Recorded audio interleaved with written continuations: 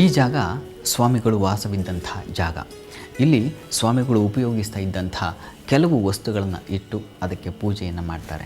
ಅಂದಹಾಗೆ ನಾವಿಲ್ಲಿ ಕಾಣ್ತೀವಿ ಅವರು ಮಲಗ್ತಾ ಇದ್ದಂಥ ಹಾಸಿಗೆ ಇದು.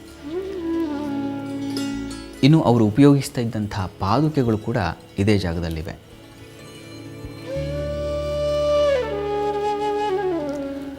ಇಲ್ಲಿಗೆ ಬಂದ ಭಕ್ತನಿಗೆ ಈ ಕೊಠಡಿಯೊಳಗೆ ಬಂದರೆ ಮನಸ್ಸು ಒಂದು ರೀತಿಯಲ್ಲಿ ಪ್ರಶಾಂತವಾಗುತ್ತೆ.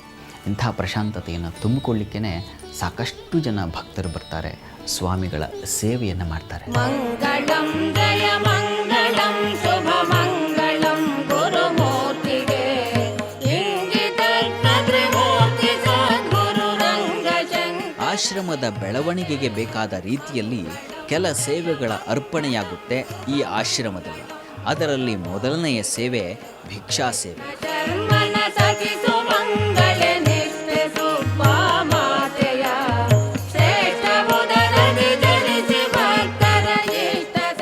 ಬಂದ ಭಕ್ತರೆಲ್ಲ ಜೋಳಿಗೆಯನ್ನು ತುಂಬಿಸುವ ಈ ಸೇವೆಯನ್ನು ಅರ್ಪಿಸುತ್ತಾರೆ. ಈ ಆದಾಯದಿಂದಲೇ ಗುರುಪೀಠವನ್ನು ಮುನ್ನಡೆಸುವ ಉದ್ದೇಶ ಭಕ್ತರದ್ದು.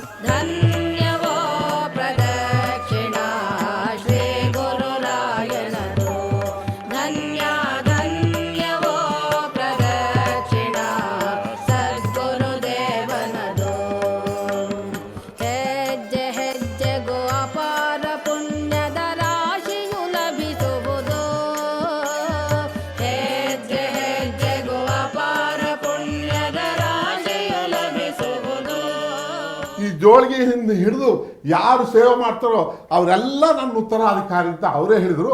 ಆ ರೀತಿಯಾಗಿ ನಮ್ಮ ಆಶ್ರಮದಲ್ಲಿ ಜೋಳಿಗೆಯನ್ನು ಹಿಡಿದು ಸೇವೆ ಮಾಡಿ ನಂತರ ಭಕ್ತರು ಆ ಆಶ್ರಮದಲ್ಲಿ ಸೇವೆಯನ್ನು ಮಾಡ್ಕೊಂಡು ಬರ್ತಾ ಇದ್ದಾರೆ.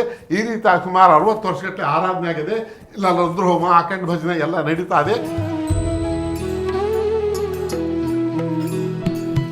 ಸ್ವಾಮಿಗಳ ಮಾತಿನಿಂದ ಭಕ್ತರೇ ಆಶ್ರಮವನ್ನು ಮುನ್ನಡೆಸುತ್ತಿದ್ದಾರೆ. ಆ ಮೂಲಕ ಗುರುಸೇವಾ ಕಾರ್ಯನಿರತರಾಗಿದ್ದಾರೆ.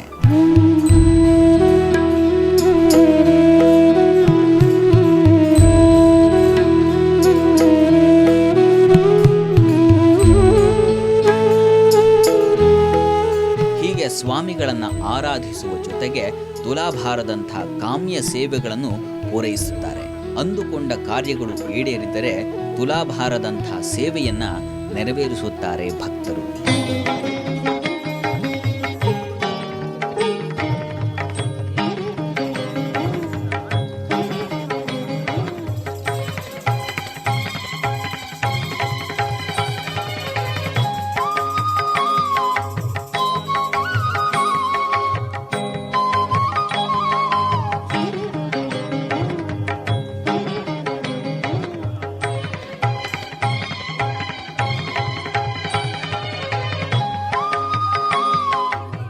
ಅಷ್ಟೇ ಅಲ್ಲ, ಸಂತಾನ ಅಪೇಕ್ಷೆಗೂ ಕೂಡ ತೊಟ್ಟಿಲ ಪೂಜೆಯನ್ನು ನೆರವೇರಿಸುವಂಥ ಕ್ರಮ ಈ ಆಶ್ರಮದಲ್ಲಿದೆ.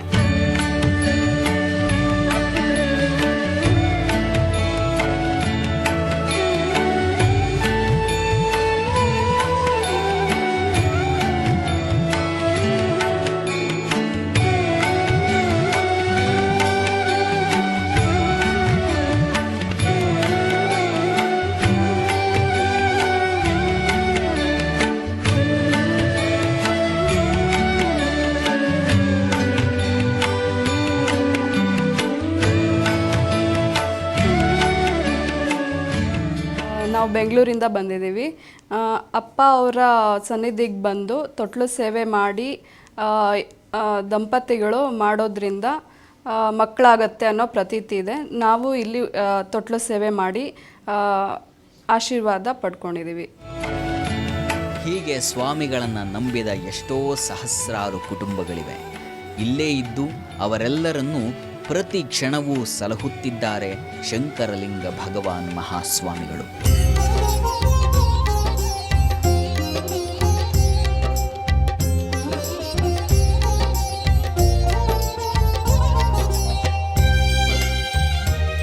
ಇದರ ಜೊತೆಗೆ ಈ ಕ್ಷೇತ್ರ ಇಲ್ಲಿಗೆ ಬಂದ ಪ್ರತಿ ಭಕ್ತನಿಗೂ ಅನ್ನ ದಾಸೋಹವನ್ನು ಪೂರೈಸುತ್ತಿದೆ. ಇರುವ ಪುಟ್ಟ ಅನ್ನಶಾಲೆಯಲ್ಲೇ ಸಹಸ್ರಾರು ಮಂದಿಗೆ ಅನ್ನಾಮೃತ ತಯಾರಾಗುತ್ತೆ. ಯಾವ ಹೊತ್ತಿನಲ್ಲೇ ನೀವು ಈ ಆಶ್ರಮಕ್ಕೆ ಭೇಟಿ ನೀಡಿದರೂ ಅಡುಗೆ ಮಾಡಿ ಬಡಿಸುವಂಥ ಮಹಾ ಸೌಜನ್ಯ ಈ ಆಶ್ರಮಕ್ಕಿದೆ. ಈ ದಾಸೋಹ ವ್ಯವಸ್ಥೆಯೂ ಕೂಡ ಮಹಾಸ್ವಾಮಿಗಳ ದಿವ್ಯಾಜ್ಞೆಯಲ್ಲಿ ಒಂದು.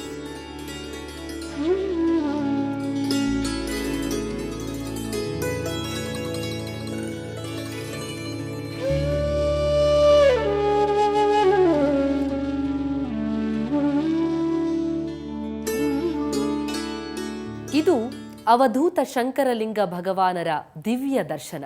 ಇಲ್ಲಿಗೆ ಬರುವಂತಹ ಭಕ್ತಾದಿಗಳನ್ನು ಉದ್ಧರಿಸುವ, ಅವರನ್ನ ಕೈ ಹಿಡಿದು ಮುನ್ನಡೆಸುವಂತಹ ಈ ದಿವ್ಯ ಚೇತನ ಶಂಕರಲಿಂಗ ಭಗವಾನರ ಕೃಪೆ ಎಲ್ಲರಿಗೂ ಸಿಗಲಿ ಅನ್ನೋದೇ ನಮ್ಮ ಆಶಯ.